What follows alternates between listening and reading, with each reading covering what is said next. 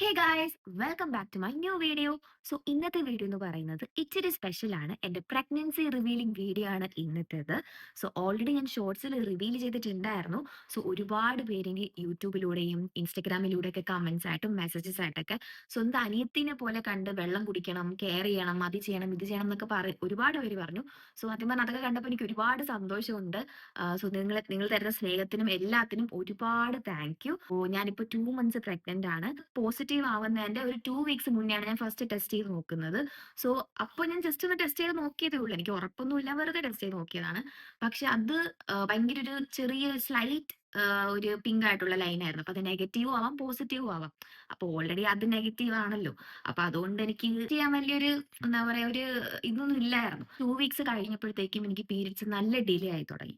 അപ്പൊ എനിക്ക് ഏകദേശം ഉറപ്പായി. കാരണം നമുക്കറിയാലോ നമ്മുടെ ബോഡിയിൽ ഉണ്ടാവുന്ന ചെറിയ ചെറിയ ചേഞ്ചസ് ഉണ്ടല്ലോ. അപ്പൊ എനിക്ക് റെഗുലർ ആയിട്ട് പീരിയഡ്സ് ആവുന്ന ഒരാളാണ് ഞാൻ. അങ്ങനെ ഒരാൾക്ക് ഒരു 10-12 ദിവസമൊക്കെ മാറുക എന്ന് പറയുമ്പം ഉറപ്പായിട്ട് എനിക്ക് നല്ല ഡൗട്ട് ഉണ്ടായിരുന്നു. അപ്പൊ ഞാൻ സെക്കൻഡ് ടൈം ടെസ്റ്റ് ചെയ്ത് നോക്കി. ടെസ്റ്റ് ചെയ്ത് നോക്കിയപ്പം അപ്പൊ തന്നെ കറക്റ്റ് ആ ഒരു ഇത് കണ്ടു. സത്യം പറഞ്ഞാൽ അത് കണ്ടപ്പോ എന്ന് വെച്ചാല് കാരണം ഫസ്റ്റ് ടൈം നെഗറ്റീവ് ആയിരുന്നല്ലോ. അപ്പൊ ഇപ്പൊ ഞാൻ കണ്ടപ്പോ സത്യം പറഞ്ഞാൽ എനിക്ക് ഭയങ്കര സന്തോഷമായി. കണ്ണ് നിറഞ്ഞു പോയി. അത് ശരിക്കും കണ്ടിട്ട് ഫസ്റ്റ് എനിക്ക് ചേട്ടനോട് തന്നെ പറയണമെന്നുണ്ടായിരുന്നു. അങ്ങനെ ഞാൻ ചേട്ടനും ഒരു സർപ്രൈസ് കൊടുത്തു. ചേട്ടൻ ഒട്ടുമേ വിചാരിച്ചിട്ടില്ല. കാരണം ചേട്ടനോട് ഞാൻ പറഞ്ഞത് കറക്റ്റ് സർപ്രൈസ് ആയിട്ട് തന്നെ വെക്കണം എന്ന് എനിക്ക് നിർബന്ധമുണ്ടായിരുന്നു. സോ ഞങ്ങള് ഇത് അറിഞ്ഞിട്ട് ഒരു 3-4 ഡേയ്സ് കഴിഞ്ഞിട്ട് ഒരു സാറ്റർഡേ ആണ് ഞങ്ങള് ഫസ്റ്റ് സ്കാനിന് വേണ്ടി പോകുന്നത്. സോ ആ ഒരു 3 ഡേയ്സ് എന്ന് പറഞ്ഞാൽ സത്യം പറഞ്ഞാൽ എനിക്ക് ഒരാഴ്ച പോലെയാണ് പോയത്. മീൻസ് കിറ്റില് കാണിച്ചാലും മേ ബി അറിയത്തില്ലല്ലോ. നമുക്ക് സ്കാൻ ചെയ്താലല്ലേ കറക്റ്റ് അറിയാൻ പറ്റുള്ളൂ. അങ്ങനെ എനിക്കാണെങ്കിൽ സത്യം പറഞ്ഞാൽ ഇവിടെ ഞാൻ എന്നും ചേട്ടനോട് പറയും. കാരണം നല്ല പേടിയായിരുന്നു. അങ്ങനെ പെട്ടെന്ന് സാറ്റർഡേ ആയി. അങ്ങനെ സാറ്റർഡേ ഞങ്ങൾ പോയി സ്കാൻ ചെയ്തു. അതിന്റെ വീഡിയോസ് നിങ്ങൾ കണ്ടിട്ടുണ്ടായിരിക്കും. ഞങ്ങൾ സ്കാൻ ചെയ്തു. പോസിറ്റീവ് ആണ്. അതായത് എന്റെ അമ്മയും അനിയത്തിയും ഒക്കെ ഉണ്ടായിരുന്നു. അപ്പൊ എല്ലാരും ഭയങ്കര ഹാപ്പിയായി ഇത് കണ്ടപ്പോഴേ. എന്നുവെച്ചാൽ ഞങ്ങള് ഞങ്ങടെ എന്നുവെച്ചാൽ ഫസ്റ്റ് ടൈം അല്ലേ ഈ ഒരു എക്സ്പീരിയൻസ് എന്ന് പറയണത്. അപ്പം എല്ലാരും ഒരുപാട് ഹാപ്പിയായി. അങ്ങനെ ഞങ്ങള് ദേവിക റാണി എന്ന് പറഞ്ഞൊരു മാഡത്തിനെയാണ് ഞങ്ങൾ കാണിച്ചത്. അങ്ങനെ ഞങ്ങൾ എല്ലാ ടെസ്റ്റും ചെയ്തിട്ട് ദേവിക റാണി മാഡത്തിനെ കണ്ടു. അപ്പം ഞങ്ങൾ കാണിച്ച സമയത്ത് 6 വീക്സ് ആയിരുന്നു ഞാൻ പ്രഗ്നന്റ്. അപ്പൊ ഞങ്ങൾ 6 വീക്സ് ഞങ്ങൾ ഒരിക്കലും പ്രതീക്ഷിച്ചില്ല. ഇപ്പൊ ഞാനൊരു 3 വീക്സ് ഒക്കെ പ്രതീക്ഷിച്ചു. വീക്സ് ശരിക്കും ഞാൻ ഒരിക്കലും വിചാരിച്ചില്ല. ഇതിന്റെ ഏറ്റവും വലിയ കോമഡി എന്താന്ന് വെച്ചാൽ ഈ റീസെന്റ്ലി ആണ് ഞാൻ വർക്ക് ക്വിറ്റ് ചെയ്തത്. അപ്പൊ ഞാൻ വർക്ക് ഒക്കെ ക്വിറ്റ് ചെയ്തിട്ട് എനിക്ക് ഇച്ചിരി ഹെൽത്ത് ഇഷ്യൂസ് ഒക്കെ ഉണ്ടായിരുന്നു. അപ്പം ഓൾറെഡി വർക്ക് ചെയ്യുന്ന സമയത്ത് അപ്പൊ അങ്ങനെയും സ്റ്റഡീസിനൊക്കെ വെച്ചിട്ടാണ് ഞാൻ ക്വിറ്റ് ചെയ്തത്. അല്ലാതെ ഈ റീസൺ വെച്ചിട്ടല്ല. അങ്ങനെ വർക്ക് ഒക്കെ ക്വിറ്റ് ചെയ്ത് നോർമൽ ലൈഫ് സ്റ്റൈലിലേക്ക് വരാൻ വേണ്ടി കറക്റ്റ് ടൈമിന് മൊബൈൽ മാറ്റിച്ച് കിടന്നുറങ്ങുക അതൊക്കെ ഫോളോ ചെയ്ത് ജിമ്മിലൊക്കെ പോകാൻ കുറച്ച് ഫിറ്റ് ആവണം. കാരണം നൈറ്റ് ഡ്യൂട്ടി ഒക്കെ ചെയ്ത് ബോഡിയൊക്കെ പോയി. സോ ജിമ്മിലൊക്കെ പോകണം എന്നൊക്കെ പറഞ്ഞിട്ട് ഞാൻ ജിമ്മിൽ പോയി. ഒരു 4-5 ഡേയ്സ് ഞാൻ ജിമ്മിൽ പോയി എല്ലാ വർക്കൗട്ടും ചെയ്ത് അതിന്റെ കൂടെ ഞാൻ 1 മന്ത് ഫീസും കൊടുത്തു. 3 മന്ത് കോംബോ ഉണ്ടായിരുന്നു. പക്ഷെ ഭാഗ്യത്തിന് ഞാൻ അത് എടുത്തില്ല. ഭാഗ്യം. 1 മന്തിലെ ഫീസും കൊടുത്തു. 4 ഡേയ്സ് പോവുകയും ചെയ്തു. ഇതും കൂടെ കഴിഞ്ഞപ്പോഴാണ് എനിക്ക് അത്യാവശ്യം നല്ല ഭയങ്കര ക്ഷീണമൊക്കെ ഉണ്ടായിരുന്നു. അപ്പൊ ഞാൻ കരുതിയെന്ന് വെച്ചാല് ജിമ്മിൽ പോകുന്നതിന്റെ ക്ഷീണം എന്നാണ് ഞാൻ വിചാരിച്ചത്. പക്ഷെ അതല്ലായിരുന്നു. അതുകൊണ്ട് ചേട്ടൻ ഒരുപാട് നിർബന്ധിച്ചാണ് എന്നെ ജിമ്മിൽ വിട്ടത്. എന്നിട്ട് അതിനുശേഷം ഞാനും ചേട്ടനും കൂടി ജിം വെയർ വാങ്ങാൻ പോയി. ഏകദേശം കുറച്ച് പൈസ അതിന് പൊട്ടിച്ചു. ഡ്രസ് ഇട്ടു നോക്കി. അതിന്റെ വ്ലോഗ് നിങ്ങൾ കണ്ടിട്ടുണ്ടോന്ന് അറിയില്ല. കണ്ടിട്ടില്ലെങ്കിൽ കണ്ടോക്ക്. ആഹ് ഏകദേശം ഒരു 3-4 ജോഡി മേടിച്ചെന്ന് തോന്നുന്നു. മേടിച്ചു. ഗ്ലൗസ്, എന്തൊക്കെ ബാഗ്, അതൊന്നും ഇപ്പൊ ഒരു ഉപയോഗവും ഇല്ല. കാരണം ഞാൻ ഓൾറെഡി ഇച്ചിരി തടി വെച്ചിട്ടുണ്ടായിരുന്നു നൈറ്റ് ഷിഫ്റ്റ് കഴിഞ്ഞ ശേഷം. അപ്പം എന്റെ എല്ലാം ഇപ്പം ഞാൻ മീഡിയം ആയിരുന്നത് ഞാൻ ലാർജ് ആണ് വാങ്ങിയത്. എല്ലാം ഒരെണ്ണം കൂടുതൽ വാങ്ങി. സോ അതൊന്നും ഇപ്പൊ എനിക്ക് ഒരു വട്ടം പോലും ഇടാൻ പറ്റിയില്ല. അതൊക്കെ ഞാൻ ഇപ്പൊ കറക്റ്റ് അലമാരക്കകത്ത് വെച്ചിട്ടുണ്ട്. ഇനി വണ്ണൊക്കെ കുറച്ചിട്ട് വേണം അത് ഇടാൻ. ഏതായാലും ഞാൻ പോവും. ഇപ്പഴല്ല. സോ തൽക്കാലത്തേക്ക് അത് അലമാരക്കകത്ത് ഭദ്രമായിട്ട് ഇരിപ്പുണ്ട്. പിന്നെ ഈ ഒരു കാര്യം ചേട്ടനോട് ആദ്യം പറഞ്ഞു. അങ്ങനെ അമ്മയോടും വിളിച്ച് പറഞ്ഞു. കാരണം എന്റെ അമ്മ നേഴ്സാണ്. അപ്പം എനിക്ക് എന്തെങ്കിലും ഉണ്ടെങ്കില് പറയാനായിട്ട് അമ്മ മാത്രമേ ഉള്ളൂ. സോ അമ്മയ്ക്ക് എനിക്ക് സർപ്രൈസ് കൊടുക്കാനുള്ള ചാൻസ് കുറവാണ്. മനസ്സിലായില്ലേ? കാരണം എനിക്ക് എന്തെങ്കിലും ഡൗട്ട് ഉണ്ടെങ്കിലും എനിക്ക് എന്തെങ്കിലും ഉണ്ടെങ്കിൽ അമ്മയേ ഉള്ളൂ. സോ അതുകൊണ്ട് ഞാൻ അമ്മയുടെ അടുത്ത് ആദ്യമേ വിളിച്ച് പറഞ്ഞു. അമ്മ കോസ്മോയിലെ നേഴ്സാണ്. ഹെഡ് നേഴ്സാണ്. അമ്മ ഇപ്പൊ ഏകദേശം ഒരു 29 വർഷമായിട്ട് അവിടെ ഉണ്ട്. സോ ഞങ്ങള് കൊച്ചിലെ തൊട്ടേ കുഞ്ഞിലെ തൊട്ടേ ഞങ്ങളുടെ വീട്ടിൽ ആർക്ക് അസുഖം വന്നാലും ഞങ്ങള് നേരെ പോകുന്നത് കോസ്മോയിലാണ്. കുഞ്ഞിലൊക്കെ ഞാൻ അഡ്മിറ്റ് ഒക്കെ ആവുന്ന സമയത്ത് കോസ്മോയിൽ തന്നെയാണ്. അതുകൊണ്ട് എനിക്ക് കോസ്മോയിലുള്ള പണ്ട് തൊട്ടേ ഉള്ള ഏകദേശം എല്ലാരെയും അറിയാം. അപ്പം പണ്ട് തൊട്ടേ കോസ്മോയിലാണ്. എനിക്ക് തോന്നുന്നു ഞാൻ അങ്ങനെ വേറെ ഹോസ്പിറ്റലിൽ പോയേക്കുന്നത് കുറവാണ്. ഒരു വട്ടം എങ്ങാനും മെഡിക്കൽ കോളേജ് എങ്ങാനും പോയിട്ടുള്ളൂ. അല്ലാതെ പോയിട്ടില്ല. ഫുൾ ടൈം കോസ്മോയിലാണ്. അപ്പൊ അതുകൊണ്ടാണ് നമ്മള് അമ്മയും കൂടെ ഉള്ളതുകൊണ്ടാണ് നമ്മൾ അവിടെ തന്നെ കൺസൾട്ട് ചെയ്തത്. അപ്പൊ ഇതിന്റെ വേറൊരു എന്ന് പറഞ്ഞാൽ ഞാൻ എന്റെ അമ്മാമ്മേനെ കാണിക്കാൻ വേണ്ടി അമ്മാമ്മ അടുത്ത് പോയി അമ്മമ്മ ഓൾറെഡി ഞാൻ പറഞ്ഞിട്ടുണ്ടായിരുന്നു. അപ്പൊ അമ്മാമ്മനെ ഞാൻ വിളിച്ചിങ്ങനെ പറഞ്ഞു. അമ്മമ്മ ഇങ്ങനെയാണെന്ന് കാര്യം എന്ന് പറയുമ്പോ അമ്മമ്മയ്ക്ക് ഒരു റിയാക്ഷനും ഇല്ല. അമ്മമ്മ എന്റെ അടുത്ത് പറഞ്ഞതെന്ന് വെച്ചാ പ്രഗ്നന്റ് ആണല്ലേ? ആ ഞാൻ അറിഞ്ഞു. ഞാൻ 2 ആഴ്ച മുന്നേ അറിഞ്ഞെന്ന്. അപ്പൊ ഞാൻ ചോദിച്ചു, "അമ്മമ്മ എങ്ങനെ 2 ആഴ്ച മുന്നേ അറിഞ്ഞെ? ഞാൻ വരെ ഇന്നലെ അറിഞ്ഞല്ലേ ഉള്ളൂ" എന്ന് ചോദിച്ചു. അപ്പൊ അമ്മമ്മ പറഞ്ഞു, "ഇല്ല അത് മറ്റേ എന്തോ ഒരു ജീവിയുണ്ട്. എന്തോ വേട്ടവാളിയോ അങ്ങനെ എന്തോ ഒരു ജീവി. അപ്പൊ അത് ആം, മഞ്ഞ കളർ എന്തോ ആണ്. അത് വീടിന്റെ പുറത്ത് ഇങ്ങനെ കൂട് വെച്ച്. ആ സമയത്ത് അപ്പച്ചനും അമ്മമ്മയും കൂടെ പുറത്തിരിക്കുവായിരുന്നു. അപ്പോഴത്തേക്കും അമ്മമ്മ അപ്പച്ചന്റെ അടുത്ത് ഇങ്ങനെ പറഞ്ഞെന്ന്, ഇങ്ങനെയാണ്. അപ്പൊ എന്താണെന്ന് അറിഞ്ഞുകൂടാ. നമ്മുടെ ഏറ്റവും ബന്ധത്തിലുള്ള ഒരാള് പ്രഗ്നന്റ് ആവുമ്പോഴാണ് അങ്ങനെ കൂട് വെക്കുന്നതെന്നാണ് പൊതുവെ പണ്ടത്തെ ആൾക്കാർ പറയുന്നതെന്ന് അമ്മമ്മ ഇങ്ങനെ പറഞ്ഞു. അപ്പൊ ഞാൻ അനിയത്തിയോട് ചോദിച്ചപ്പോ അനിയത്തിയും പറഞ്ഞു, ഒരു 2 ആഴ്ച മുന്നേ അമ്മമ്മ അവളോട് ചോദിച്ചായിരുന്നു, ഇനി ഞാൻ പ്രഗ്നന്റ് എന്തെങ്കിലും ആണോ എന്ന് ചോദിച്ചായിരുന്നു എന്ന് അനിയത്തി അപ്പോഴാണ് എന്നോട് പറയുന്നത്. ഇതിപ്പം കറക്റ്റ് ആയിരിക്കാം, മേ ബി, അറിഞ്ഞൂടാ. അപ്പം പക്ഷെ സംഭവം ഏതായാലും കറക്റ്റ് ആയിട്ട് വന്ന്.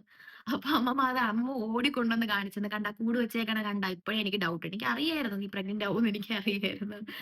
അയ്യോ, അങ്ങനെയാണ് അമ്മാമ്മ. അങ്ങനെ എല്ലാവരോടും പറഞ്ഞു, കുഞ്ഞിനെ കണ്ടു പറഞ്ഞു. എല്ലാവരുടെയും നമ്മൾ റിയാക്ഷൻ വീഡിയോ ഒക്കെ എടുത്തിട്ടുണ്ട്. കാരണം നമ്മുടെ ഫാമിലിയില്, അതായത് നമ്മുടെ ജനറേഷനിൽ നമ്മുടെ ഫാമിലിയില് ആണ് ഫസ്റ്റ് പ്രഗ്നന്റ് ആവുന്നത് ഞാനാണ്. സോ അതിന്റെ ഒരു എക്സൈറ്റ്മെന്റ് ഇപ്പം എല്ലാവർക്കും കാണുമല്ലോ, ഒബ്വിയസ്ലി കാണും. ഇവിടെ ആയാലും അവിടെ ആയാലും എല്ലാവർക്കും 2 ഫാമിലീസിനും അതുണ്ട്. ഇപ്പോൾ 2 മന്ത്സ് ആണ് ആയിട്ടുള്ളത്. അപ്പോൾ നെക്സ്റ്റ് ഫെബ്രുവരി 14 ആണ് നെക്സ്റ്റ് സ്കാൻ ചെയ്യാൻ പോകേണ്ടത്. അപ്പോൾ കറക്റ്റ് 3 മന്ത്സ് കറക്റ്റ് ആവും നെക്സ്റ്റ് മന്ത് ആവുമ്പോഴത്തേക്കും. പിന്നെ ഈ ഡേറ്റ് പറഞ്ഞേക്കുന്നത് ഓഗസ്റ്റ് ആണ്. ഓഗസ്റ്റ് 25 to 30 ഒക്കെയാണ് ഡേറ്റ്. അപ്പോൾ ഇനി നെക്സ്റ്റ് മന്ത് പോയി സ്കാൻ ചെയ്ത് ബ്ലഡ് ടെസ്റ്റ് ചെയ്ത് അങ്ങനെയൊക്കെ ചെയ്യണം. പിന്നെ വേറെ ഹെൽത്ത് ഇഷ്യൂസ് ഒന്നും ഇതുവരെ ഇല്ല ഭാഗ്യത്തിന്. പക്ഷെ എനിക്ക് തൈറോയിഡ് അത്യാവശ്യം ബോർഡർ ലൈൻ ഉണ്ട്. സോ തൈറോയിഡ് സ്റ്റാർട്ട് ചെയ്തിട്ടുണ്ട്. തൈറോയിഡ് എനിക്ക് ഇതുവരെ ഇല്ലായിരുന്നു. തൈറോയിഡ് എനിക്ക് ഇന്നേ വരെ ഇല്ലായിരുന്നു. പക്ഷെ ഇപ്പൊ ഉണ്ട്. അപ്പൊ അതിന്റെ മെഡിസിൻ ഇപ്പൊ എടുക്കുന്നുണ്ട്. പിന്നെ ഫോളിക് ആസിഡ് അറിയായിരിക്കുമല്ലോ, ഇപ്പൊ എടുക്കുന്ന ഫോളിക് ആസിഡ്. ഇത് രണ്ടുമാണ് ഇപ്പൊ എടുക്കുന്നത്. ഇനിയിപ്പോ നെക്സ്റ്റ് മന്ത് പോകുമ്പോ അറിയാം ഇനി എന്തൊക്കെ എടുക്കണം എന്നുള്ളത്. ഇപ്പോഴത്തെ മെയിൻ സ്ട്രഗിൾ എന്ന് പറഞ്ഞാൽ വോമിറ്റിംഗ് ആണ്. അതായത് 3 നേരം ഞാൻ ഫുഡ് കഴിച്ചാൽ ഞാൻ 4 നേരം വോമിറ്റ് ചെയ്യും. സത്യം പറഞ്ഞാൽ വോമിറ്റ് ചെയ്ത് അവസാനം തൊണ്ട പൊട്ടി ആ ഒരു അവസ്ഥ വരെ വന്നു. സത്യം പറഞ്ഞാൽ ഞാൻ പേടിച്ചു. കാരണം നമ്മൾ ഇത്രയൊന്നും വോമിറ്റ് ചെയ്തിട്ടില്ല. ലൈഫിൽ ഞാൻ ഇങ്ങനെ വൊമിറ്റ് ചെയ്തിട്ടില്ല. പണ്ട് തൊട്ട് ഞാൻ അങ്ങനെ വൊമിറ്റ് അങ്ങനെ വലുതായിട്ട് ചെയ്യുന്ന ഒരാളല്ല. ഇപ്പൊ ഏതായാലും എന്നും വൊമിറ്റ് ചെയ്യും. ഇപ്പൊ ഇന്ന് ഞാൻ വൊമിറ്റ് ചെയ്തില്ല, മേ ബി ചെയ്തില്ലാന്നുണ്ടെങ്കില് നാളെ അതിന്റെ 4 ഇരട്ടിയായിരിക്കും നാളെ വൊമിറ്റ് ചെയ്യും. അതാണ് ഇപ്പോഴത്തെ മെയിൻ സ്ട്രഗിള്. വേറെ ഹെൽത്ത് ഇഷ്യൂസ് കുഴപ്പമില്ല. പക്ഷെ നല്ല ക്ഷീണമുണ്ട്. അതൊക്കെയാണ് ഇപ്പോഴത്തെ മെയിൻ ഹെൽത്ത് ഇഷ്യൂസ് എന്ന് പറയുന്നത്. പിന്നെ ഏറ്റവും വലിയ കോമഡി എന്ന് വെച്ചാല് ഈ വർഷം ചേട്ടൻ്റെ ഒരു റെസൊല്യൂഷൻ ആയിരുന്നു ഒരു അച്ഛനാവാന്നുള്ളത്. പിന്നെ ഈ വർഷം അച്ഛനായ കൊള്ളാന്ന് എനിക്കൊരാഗ്രഹമുണ്ട്. ഈ ഒരു വർഷം ന്യൂ ഇയറില് തുടങ്ങിയപ്പോ തന്നെ ആ ഒരു കാര്യം നടന്നു. സോ അത് ഒരുപാട് ഹാപ്പിയാണ് ഞങ്ങൾ രണ്ടുപേരും. പിന്നെ ഞാൻ കേശവദാസപുരത്തുള്ള അരണ്യവേദ വെൽനസ് എന്ന് പറഞ്ഞൊരു ക്ലിനിക്കില് ഞാനിപ്പോ കൺസൾട്ട് ചെയ്യുന്നുണ്ട്. അപ്പോൾ അവര് സ്പെഷ്യലൈസ് ചെയ്യുന്നതെന്ന് പറഞ്ഞാല് പോസ്റ്റ് പ്രഗ്നൻസി ആൻഡ് ഓൾസോ പ്രഗ്നൻസിക്ക് മുന്നേ ഉള്ള സർവീസസും എല്ലാം അവർ ഫോക്കസ് ചെയ്യുന്നുണ്ട്. അപ്പൊ നോർമലി നമ്മൾ ചെയ്യുന്നതെന്ന് പറഞ്ഞാൽ ഡെലിവറിക്ക് ശേഷമാണ് നമ്മൾ ആ ഒരു കെയർ ഒക്കെ നമ്മൾ ചെയ്യാറ് അല്ലെ. നമ്മൾ പോസ്റ്റ് പ്രഗ്നൻസി അല്ല നമ്മൾ നോർമലി ഫോക്കസ് ചെയ്യുന്നത്. ഫസ്റ്റ് ട്രൈമസ്റ്ററിൽ നമുക്ക് വേറെ ഒന്നും ചെയ്യാനില്ല.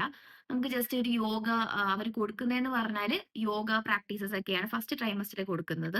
സെക്കൻഡ് ട്രൈമസ്റ്റർ മുതൽ നമുക്ക് സ്ട്രെച്ച് മാർക്സ് ഒക്കെ വന്നു തുടങ്ങും. സോ അവർ അതിന് വേണ്ടിയിട്ടുള്ള ട്രീറ്റ്മെന്റ് പ്രൊവൈഡ് ചെയ്യുന്നുണ്ട്. അതായത് നമ്മൾ ഇപ്പൊ അറിയാലോ, വന്ന് കഴിഞ്ഞ് ട്രീറ്റ്മെന്റ് എടുക്കുന്നതിനെക്കാട്ടിലും നല്ലതാണ് പ്രിവെന്റ് ചെയ്യുന്നത്. സോ വരുന്നതിന് മുന്നേ തന്നെ അതിനുള്ള മാക്സിമം പോസിബിലിറ്റി കുറയ്ക്കാൻ വേണ്ടിയിട്ട് അവര് ഓയില് അങ്ങനെ കുറച്ച് കാര്യങ്ങളൊക്കെ ഉണ്ട്. സോ അത് സെക്കൻഡ് ട്രൈമസ്റ്ററിലാണ്. അപ്പൊ എനിക്കിപ്പോ ഫസ്റ്റ് ആയിട്ടേ ഉള്ളൂ. അപ്പൊ എന്റെ ഒരു അഭിപ്രായത്തില് ഇപ്പൊ നമ്മുടെ ഈ പോസ്റ്റ് പ്രഗ്നൻസി ഏതായാലും വേണം. പക്ഷെ എന്നാലും നമ്മുടെ ഒരു പ്രഗ്നൻസി ടൈമില് ഒരു സെക്കൻഡ് ട്രൈമസ്റ്റർ തൊട്ട് തന്നെ ഇതുപോലെ നമ്മൾ പോയി കൺസൾട്ട് ചെയ്ത് കെയർ ചെയ്ത് കഴിഞ്ഞാൽ അത്യാവശ്യം നമ്മുടെ ബോഡി കുറച്ചുകൂടെ ഒക്കെ കെയർ ചെയ്യാൻ പറ്റും. അതായിരിക്കും കുറച്ചുകൂടെ നമുക്ക് ബെനിഫിഷ്യൽ ആവാന്നുള്ളത് അതാണ്. കാരണം എല്ലാം കഴിഞ്ഞും വേണം. പക്ഷെ എന്നാലും നമ്മൾ ആദ്യമേ നമ്മുടെ ബോഡി കുറച്ച് കെയർ ചെയ്ത് കൊണ്ടുവന്നു കഴിഞ്ഞാൽ നമുക്കത് കുറച്ചുകൂടെ മാനേജബിൾ ആയിട്ട് ബോഡി കുറച്ചുകൂടെ ഒക്കെ നമുക്ക് കെയർ ചെയ്യാൻ പറ്റും. നമ്മള് അരണ്യവേദയ്ക്ക് തന്നെയാണ് ഞങ്ങളുടെ പോസ്റ്റ് പ്രഗ്നൻസിയും ഇപ്പോഴത്തതും എല്ലാം ഞങ്ങള് കൺസൾട്ട് ചെയ്യുന്നത് അവിടെ തന്നെയാണ്. ഞങ്ങളുടെ വീടിന്റെ അടുത്താണ്. ഏകദേശം കേശവദാസപുരത്താണ് കറക്റ്റ് ഇതിന്റെ ലൊക്കേഷൻ വരുന്നത്. സോ അപ്പം ഞങ്ങളിന്ന് പോയി കുറച്ച് കൺസൾട്ട് ചെയ്ത് ജസ്റ്റ് ഇപ്പൊ ഒന്നും ചെയ്യാനില്ലല്ലോ. അപ്പം സെക്കൻഡ് ട്രൈമസ്റ്റർ മുതൽ ട്രീറ്റ്മെന്റ് തുടങ്ങും. അവിടുത്തെ ഒരു ആംബിയൻസ് ഒക്കെ എന്ന് പറഞ്ഞാല് അടിപൊളി ആംബിയൻസ് ആണ്. നമ്മളിന്ന് പോയപ്പോ തന്നെ ഒരു ഭയങ്കര കാം ആൻഡ് ക്വയറ്റ് ആയിട്ടുള്ള ആംബിയൻസ് ആണ്. പിന്നെ അവിടുത്തെ ഡോക്ടേഴ്സ് ആയാലും പുള്ളിക്കാരൊക്കെ ഭയങ്കര ഫ്രണ്ട്ലി ആണ്. സോ എന്റെ പോസ്റ്റ് പ്രഗ്നൻസിയും അതുപോലെ സെക്കൻഡ് ട്രൈമസ്റ്ററിലെ കെയറും അതുപോലെ എല്ലാം അരണ്യവേദയിലായിരിക്കും ഞാൻ ചെയ്യുന്നത്. സോ ഇപ്പോ എന്റെ ഇത് ഫസ്റ്റ് ടൈം ആണ് അറിയാൻ. സോ അപ്പം എനിക്ക് വലിയൊരു അറിവൊന്നുമില്ല. അപ്പൊ നിങ്ങൾ എല്ലാവരും എന്നെ ഒരു അനിയത്തിയെ പോലെ കണ്ട് നിങ്ങൾക്ക് അറിയാന്നുള്ള കാര്യങ്ങൾ ഉറപ്പായിട്ടും എനിക്ക് പറഞ്ഞു തരണം. സോ കമന്റ്സ് ആയിട്ട് ഉറപ്പായിട്ടും അത് ഇടണം. ഞാൻ ഉറപ്പായിട്ടും അത് നോക്കുന്നതായിരിക്കും. സോ അപ്പൊ അത്രേ ഉള്ളൂ. അപ്പൊ ഇതൊക്കെയാണ് എന്റെ ഒരു എന്താ പറയാ ഫസ്റ്റ് പ്രഗ്നൻസി ജേർണി എന്ന് പറഞ്ഞാല്. സോ അപ്പൊ അടുത്തൊരു വീഡിയോ കാണുമ്പോഴേക്കും ബൈ ബൈ.